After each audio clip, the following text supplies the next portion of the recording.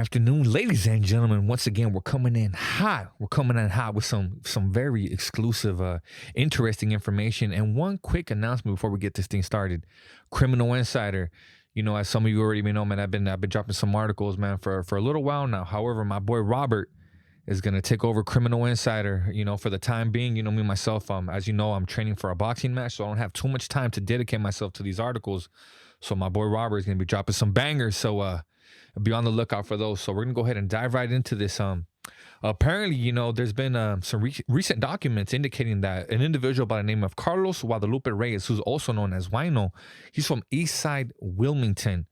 He was apparently an organizer, an orchestrator of the Mexican mafia heavyweight by the name of Sleepy. Now, apparently, this individual was responsible for orchestrating drugs and transporting drugs all throughout Southern California. He was able to do this all from directly behind bars. Now, this individual is currently serving a life sentence for murdering his wife. Now, that's a conversation that we're going to have another day, because I have met and have came across many gangsters who are convicted of murdering their wives. I don't know why that's a common thing. Anyhow, so apparently this individual got in contact with this youngster, an 18-year-old youngster by the name of Little Chivo. Now, apparently this individual is also from Eastside Wilmington. Now, this individual, you know, Wino had this youngster basically transporting drugs, making drug transactions. But what kind of caught my eye was how I felt like this individual was being taken advantage of. This individual was making thousands of dollars a day. In one transaction, he made $900. His cut, the little youngster's cut out of that $900 was only $50. Now, it was also interesting to see how these OGs inside of prison use these youngsters. Hey, can you move this weight over here? Hey, take this drugs and take them to this casino. Hey, you're going to go meet this person and they're going to give you a code word. Pick up the drugs, take them to this location. They're going to test out the drugs, test out the quality, come back. At the end of the day, there's $1,500, $1,200, $2,000 that has been made. And this youngster gets $100 out of that. $150. And to him, he feels like he's getting blessed, but in my eyes, as a outside, someone from an outside perspective, I feel like these youngsters is straight up being taken advantage of. And it's crazy to think that these youngsters will do the most for these people in prison, transporting drugs, making all types of thousands of dollars. And for $50, $50 to me, I feel like that's a slap in the face. You know, that's straight taking advantage of, that's straight manipulation. What is your perspective on that, man? Muy buenas tardes, saludos a todos. Well, it's the common thing, you know, as I've been posting, it's the common thing, you know, to use and abuse our gente, you know. In this aspect, you talk about Sleepy, you talk about this other individual. You know, when we used to set up in the shoe, that's exactly what we were taught, you know.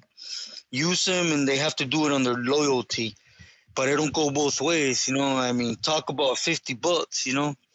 I mean, at the end of the day, who gets busted, whose life is ruined, and you get busted and you throw a name out there and they don't know you. They throw you to the curve.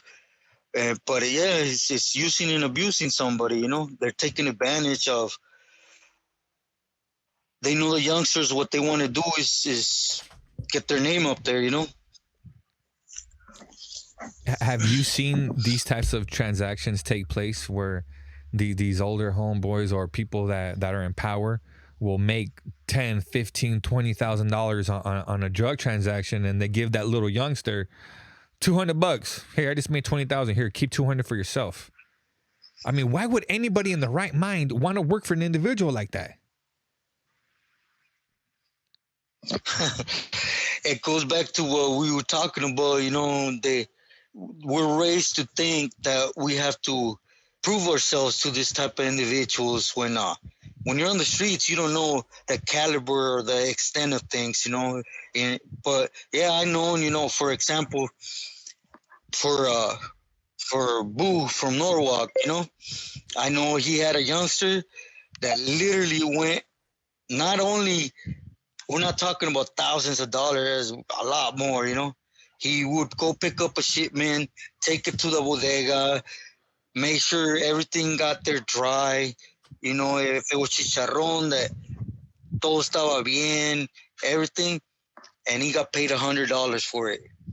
And just think about that. A whole Uber going across. If you would get caught with that, how much time would you get for that? But there was a bunch of youngsters on the street trying to prove themselves. That's what it comes down to. That's why I think the messages we're putting out here is we're opening that glimpse for them to smart up. 100%, 100%. And it was also documented that through witnesses, through wiretaps, through people talking, that's how they were able to amass so much information and get these type of indictments, man. Like I said, man, they're watching, they're listening, they're just letting yourself be, but they're building up a case against you, and it's only a matter of time before you get taken down. Like I said, $100, $200, even if you make $500, while these individuals are making tens of thousands of dollars, you're just a puppet, you're just a foot soldier, just ready to be replaced. The person before Little Chivo was this other guy by the name of Money. This guy Money was checked by other Eastside Wilmington gang members for losing a gun.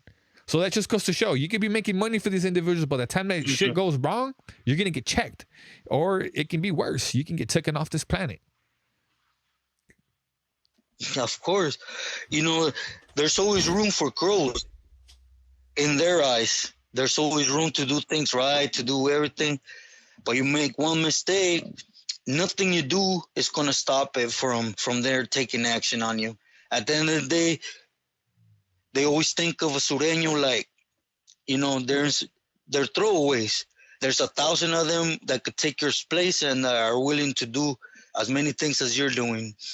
And, I remember one time there was this individual that he was literally being chased by cops. So he had no options but, get rid of what he had to not get caught. They ended up taking his life for it, because you should have gotten busted so that you had paperwork to prove it. How do we know you're telling the truth? So nothing you do in their eyes shows that you're an honest individual. They're used to being snakes, so they think everybody's a snake, What was also mind-boggling, Robert, was to find out, damn, $1,500 in one day, $2,000 in one day. Hey, I don't care who you are. That's great money. He was literally able to make this amount of money all behind bars. It just blows me away. Like, damn, how many other individuals are working this way? How many other workers or people are out there literally just moving stuff all day long? That's all they do all day long. That's their job. Hey, go move this. Hey, go pick up this. Hey, go pick up that. Boom, boom, boom, all day long. Finally, at the end of the day, all right, we made 2,000. All right, here's 200 for you. Here's 100 for you.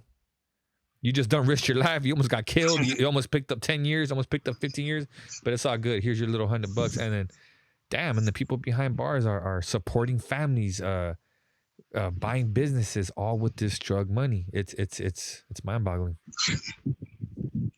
It's every day. It's every day, Tony. Every day they're moving weight. They're moving things around. They're having camaradas go out of state. And, it's at the end. I remember, for example, in Bowling Park, they had a crew of 10 people that were going out of state, doing things. And all they were giving them was little jale. They weren't even giving them money. It's like, okay, you move a car over here, we're going to give you a P. For all 10 of you, when you cut it down to, it was crumbs. It's just how it works. They're going to do what they're going to do, and you're going to do what you're supposed to. That's what it comes down to. So there you have it, ladies and gentlemen. That was just a quick little spill, just a quick little reaction on this fascinating article that was produced by the Los Angeles Times.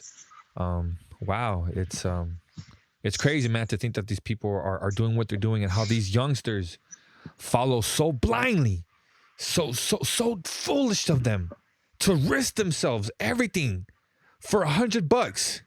That's insanity. And I hope for those of you that are listening, man, will take heed, because it ain't freaking worth it, man. Your life is worth a lot more than $100, man. Yeah, no. I include myself. We're to that point that we always want to prove ourselves to these snakes, You guys hear my story.